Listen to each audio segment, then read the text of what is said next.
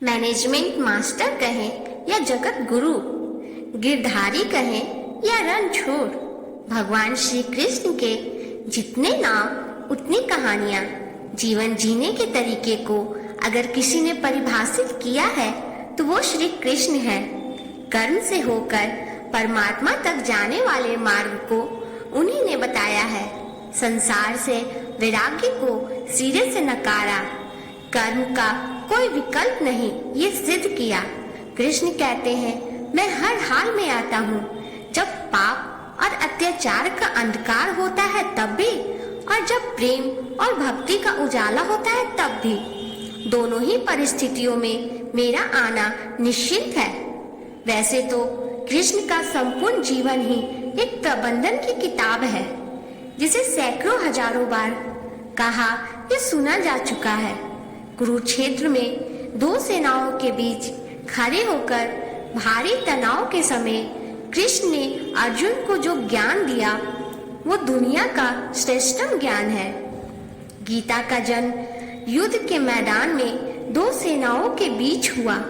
जीवन की श्रेष्ठतम बातें भारी तनाव और दबाव में ही होती है। अगर आप दिमाग को शांत और मन को स्थिर रखने की कोशिश करें तो सबसे बुरी परिस्थितियों में भी आप अपने लिए कुछ बेहतरीन निकाल पाएंगे। ये कृष्ण सिखाते हैं। गीता पढ़ने से पहले अगर इसी बात को समझ लिया जाए तो गीता पढ़ना सफल हो जाएगा। कृष्ण का जीवन ऐसी ही बातों से भरा पड़ा है। जरूरत है नजरिए की। उनका जीवन आपके लिए मैथोलॉजी का एक हिस्सा मात्र भी हो सकता है और आपका पूरा जीवन भी बदलकर रख देने वाला ज्ञान भी। आवश्यकता हमारी है, हम उनके जीवन से क्या लेना चाहते हैं। कृष्ण मात्र कथाओं में पढ़ा या सुना जाने वाला पात्र नहीं है, वे चरित्र और व्यवहार में उतारे जाने वाले देवता हैं। कृष्ण से सीखें कैसे जीवन को श्रेष्ठ बनाया जाए। 10 बातें हैं जो अगर व्यवहार में उतार ली जाए तो सफलता निश्चित ही मिलेगी। पहला, शुरू से अंत तक जीवन संघर्ष ही है। कारागृह में जन्मे कृष्ण पैदा होते ही रातों रात यमुना पार कर गोकुल ले जाए गए। तीसरे दिन पुतना मारने आ गई। यहाँ से शुरू हुआ संघर्ष देह त्यागने से पहले द्वारिका डूबने तक रहा। कृष्ण का जीवन कहता है, आप कोई भी हो, संसार में आए हैं तो संघर्ष हमेशा रहेगा। मानव जीवन में आकर परमात्मा भी सांसारिक चुनौतियों से बच नहीं सकते। कृष्ण ने कभी किसी बात की शिकायत नहीं की, हर परिस्थिति को जिया और जीता। कृष्ण कहते हैं कि परिस्थितियों से भागो मत, उनके सामने डटकर खड़े हो जाओ, क्योंकि कर्म करना ही मानव जीवन का पहला कर्तव्य है। हम कर्मों से परेशानियों से जीत सकते हैं। दूसरा, स्वास्थ्य शरीर से ही विजय है। कृष्ण का बचपन माखन मिश्री खाते हुए गुजरा। आज भी भोग लगाते हैं हम, लेकिन ये संकेत कुछ और है। आहार अच्छा हो, शुद्ध हो, बल देने वाला हो। बचपन में शरीर को अच्छा आहार मिलेगा तो ही इंसान युवा होकर वीर बनेगा। शरीर को स्वस्थ रखना है तो बचपन से ध्यान देने की जरूरत है। ये पेरेंटिंग के दौर से गुजर रहे युवाओं के लिए बड़ा मैसेज है।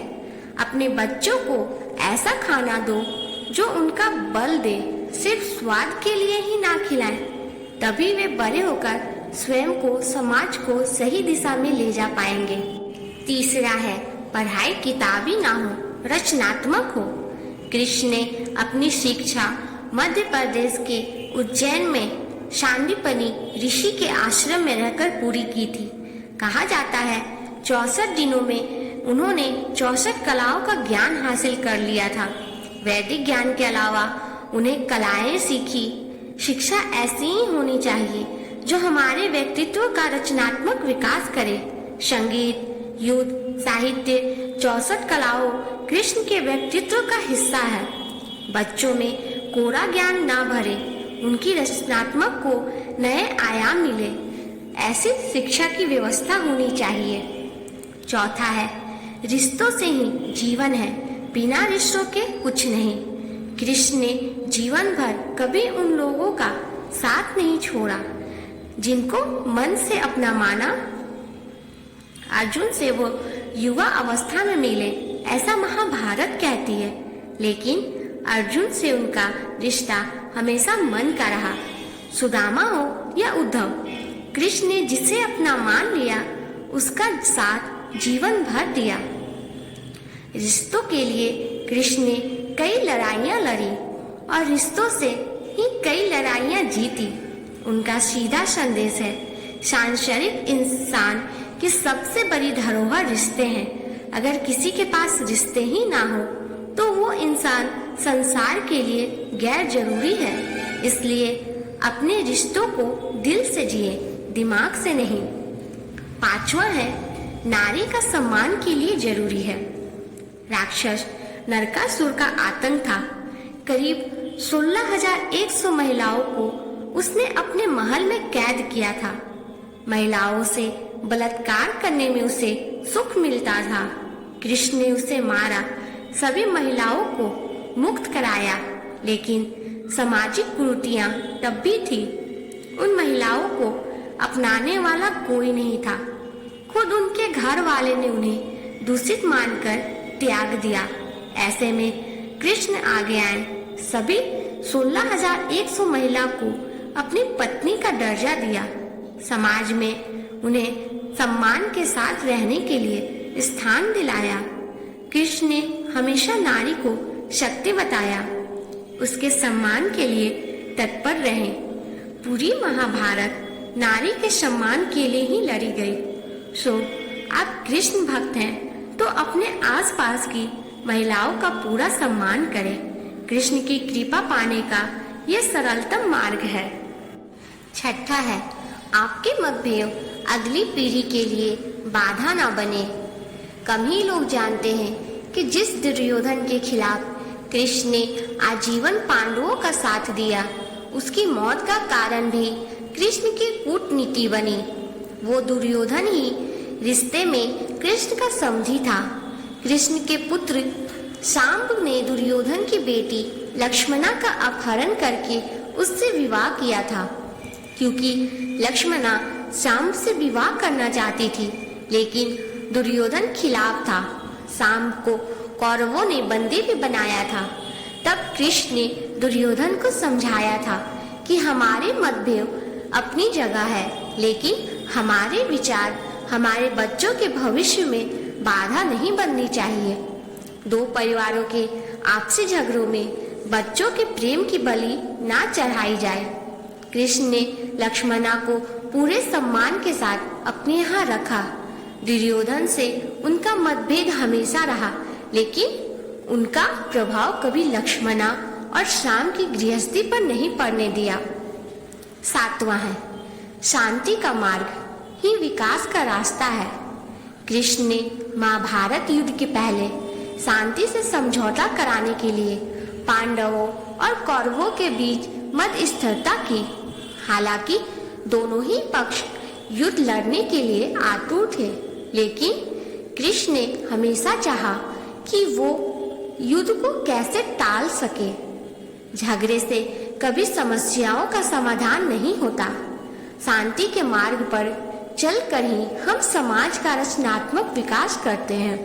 कृष्ण ने समाज की शांति से मन की शांति तक दुनिया को ये समझाया कि कोई भी परेशानी तब तक नहीं मिट सकती जब तक वहाँ शांति ना हो, फिर चाहे वो समाज हो या हमारा खुद का मन। शांति से ही सुख मिलता है, साधनों से नहीं। आठवां है, हमेशा दूरगामी परिणाम सोचे। महाभारत में जुए की घटना के बाद पांडवों को वनवास हो गया। कृष्ण ने अर्जुन को समझाया कि ये समय भविष्य के लिए तैयारी करने का है। महादेव, देवराज इंद्र और दुर्गा की तपस्या करने का कहा। कृष्ण जानते थे कि दुर्योधन को कितना भी समझाया जाए वो पांडवों को कभी उसका राज्य नहीं लौटाएगा। तब शक्ति और सामर्थ्य की जरूरत होगी। कर्ण के कुंडल कवच पांडवों की जीत के आरे आएगी, ये भी वो जानते थे। उन्होंने हर चीज पर बहुत दूरगामी सोच रखी।